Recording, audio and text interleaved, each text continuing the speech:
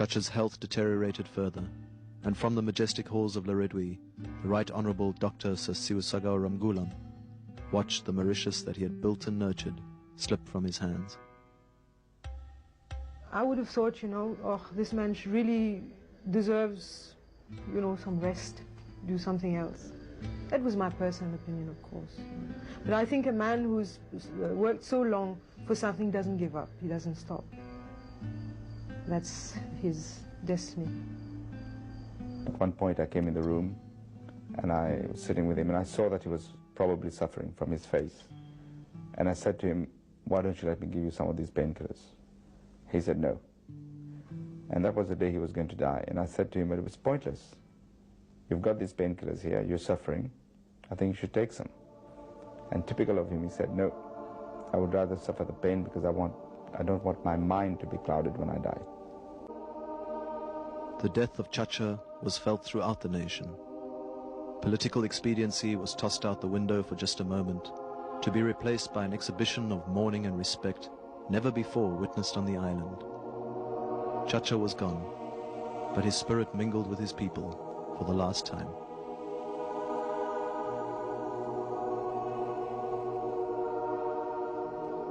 He really loved Mauritius. To him, apart from his medicine, from his politics, from his T.S. Eliot, his great love was the people of Mauritius, his country, the Mauritius nation.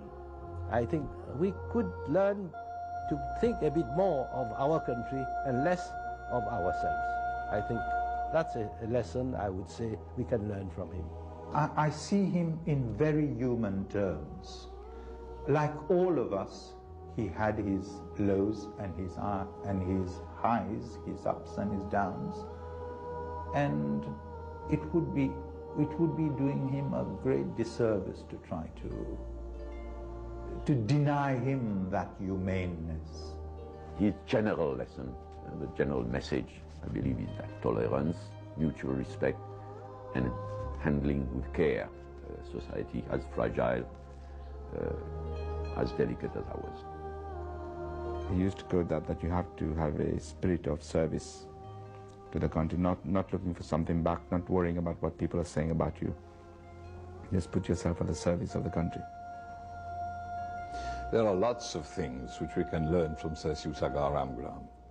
In fact, his life and his works should be an inspiration for all of us. Perhaps it wouldn't be inappropriate, particularly at a time when we have been witnessing disturbances of all sorts, to recall his views that I'm sure you wouldn't mind my quoting his exact words. This is how it runs. Sir Seewoosagur said, peace and stability are the prerequisites of progress and advancement. Violence and intolerance anywhere, and more so in a small country like ours, will throw up more problems than they will solve. Violence and intolerance will inevitably lead to a halt in our continued and well-ordered social and political progress. I hope that those words of wisdom won't fall into deaf ears.